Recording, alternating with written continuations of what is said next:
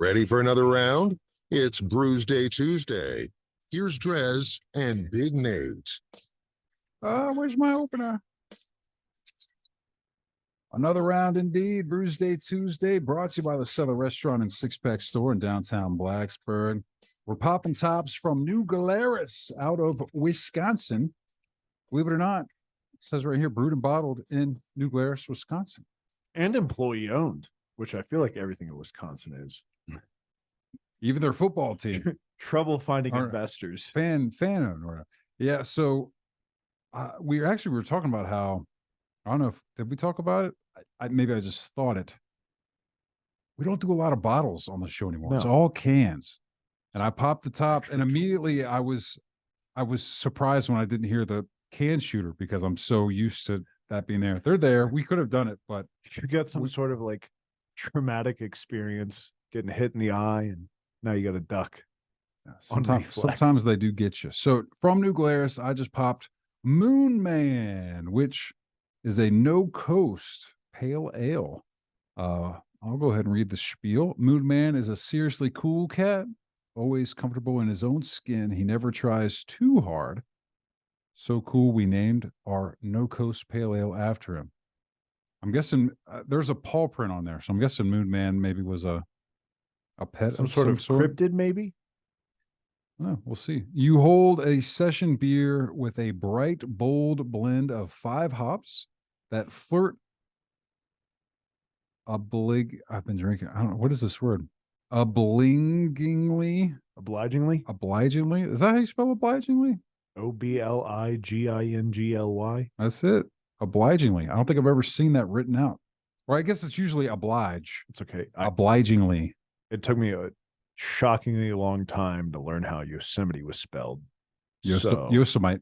With the smooth multi-pack. That's what I said. Side, my dad laughed at me. Don't let this one lay around. It is brewed to be enjoyed today. All right. Well, we'll do that. Bold and engaging without pretense, because in Wisconsin, you do not have to be extreme to be real. Just be. So there you go. The No Coast Pale Ale, which, and actually, we forgot to mention, because I did notice that the Totally Naked, you have to read the fine print to figure out that it's a lager. Like it doesn't say they're readily on there that it's a lager. And also, just like those other ones, no ABV on the label that I can see. So we can pull it up, but I'm guessing it'll be similar, about a 5 or something like that, 5% ABV. I think to a certain degree, they definitely follow the keep it simple, stupid model. None of these labels have been stellar. I'll talk about it after I talk about the Spotted Cow, which on Reddit a lot you see people reference it, that it's very hard to get and it's hard to come by, but it's one of the best beers in the country. And I don't know if that's changed in recent years. The last time I had one of these was about 5 years ago.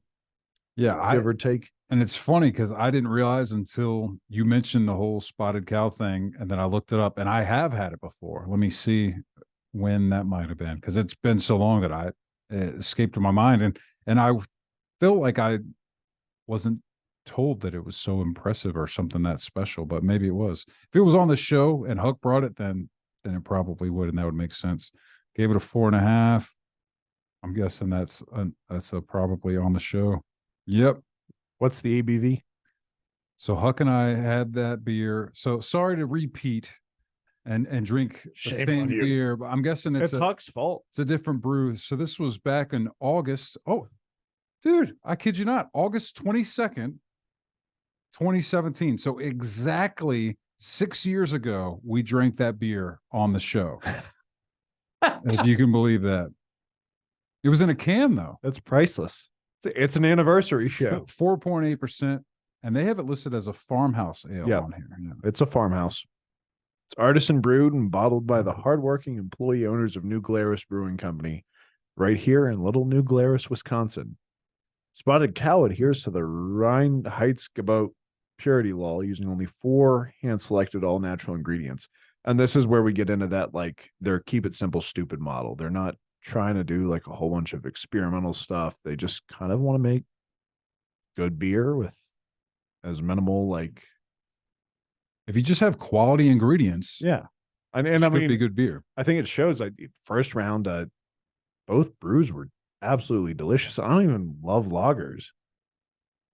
So I'm intrigued if Spotted Cow is as good as I remember it being 5 years ago. Well, I think it was about 5 years ago for me. It wasn't Huck who brought it for me, but it was in this radio station that I in fact drank it. So Well, in hindsight, looking back, for me to give a score like that for a farmhouse ale, especially what my palate was like 6 years ago, that's probably is a pretty damn good beer. So I'm looking forward to trying that as well.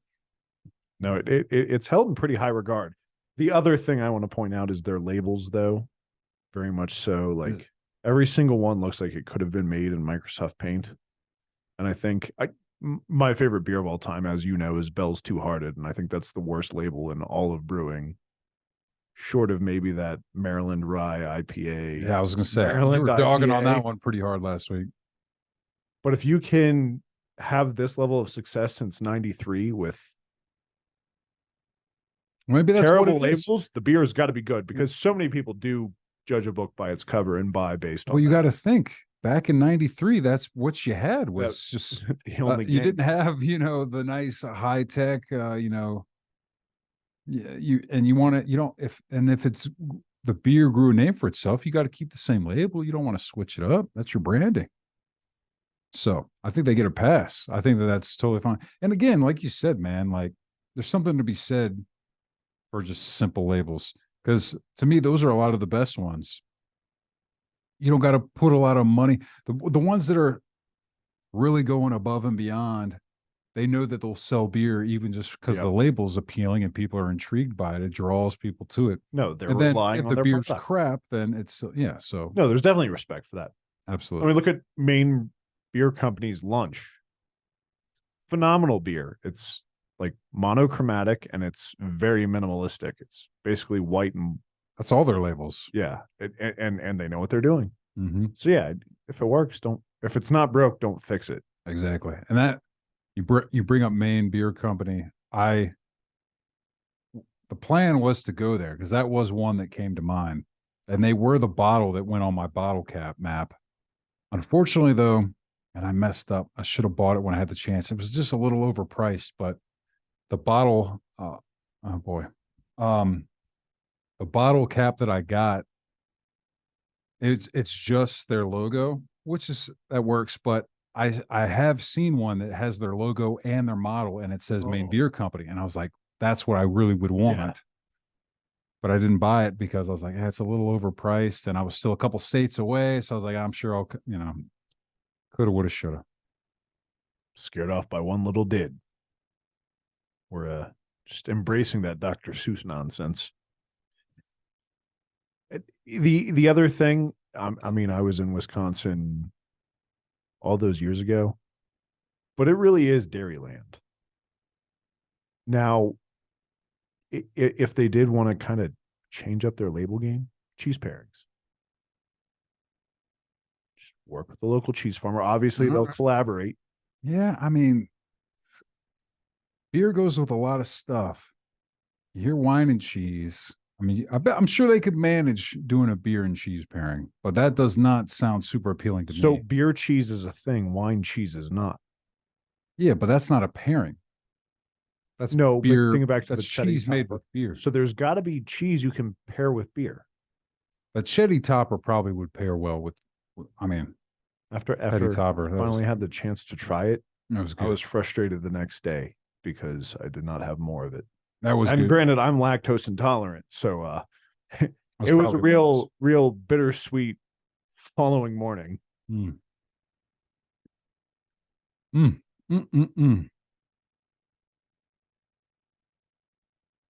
Yeah. Sorry, I didn't answer a phone call that I probably should have, so my mind is elsewhere right now.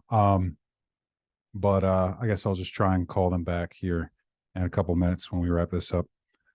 What do you got? What do you got? Sorry, my mind is racing right now. I mean, first and foremost, it's kind of your last stretch to sign up for the countdown to kickoff. Yeah, we did talk about that. Get on over to 1053thebear.com. Sign up.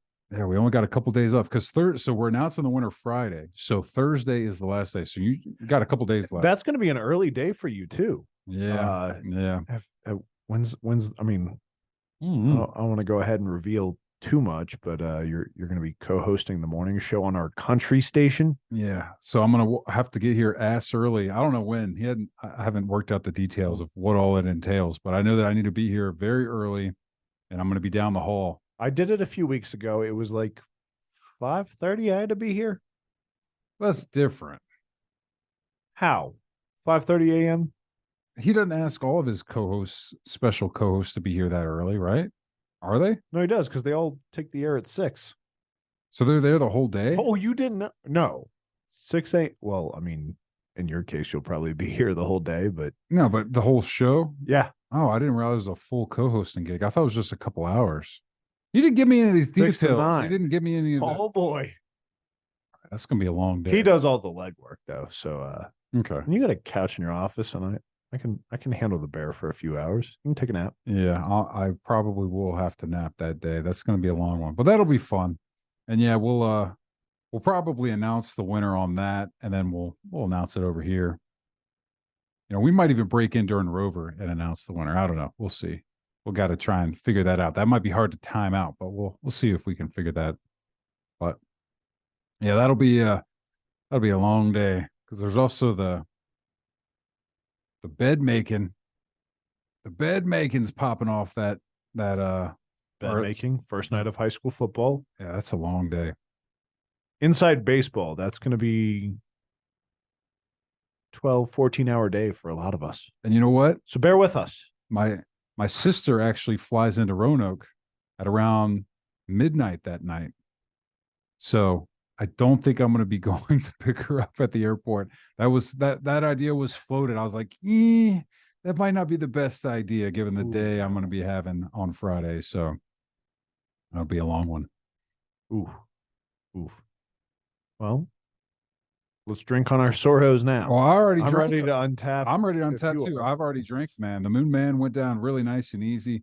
A nice pale ale. I know that this is Huck's favorite style, is the pale ale. So I wonder if this is Huck's favorite from New Glarus. We'll might have to tap him to see if that is the case. No pun intended. But yeah, man, this was a good one. It went down obviously very, very easily. Again, I think New Glarus, just pretty much everything that you see that has their name on it is going to be pretty tasty beer. Very simplistic. I mean, I'm out of it. So that just goes to show you, if it's a pale ale and I drink it that quick, that's a good beer. I'm gonna give it another 4.5. Solid. Maybe even 4.75. I can see why the Spotted Cow is so coveted. They've been doing it forever. It's damn delicious. And like you said, for a farmhouse, that's not something that's necessarily would get a hugely high rating from me. I'm gonna go ahead. It's not a 5. It is a 4.75. Right there. Still not worth the trip to Wisconsin. Yeah, that's a long hike. hike. But if you're already there, Yeah, you might as well exactly. pop on by New Glarus. Good stuff, man. Good stuff. Well, I do believe it's not set in stone, but there's a good chance I think we are going to have that special guest next week. I'm excited. Looking forward to it. Haven't firmed that up, but it looks promising. If not, I'll pop by the cellar and see what Mikey's got. It's Waiting win-win. for us. Yeah, either way, it'll be a good time. We'll take a quick break. We'll get back to more tunes right here, 105.3 The Bear. I suggest you stick around.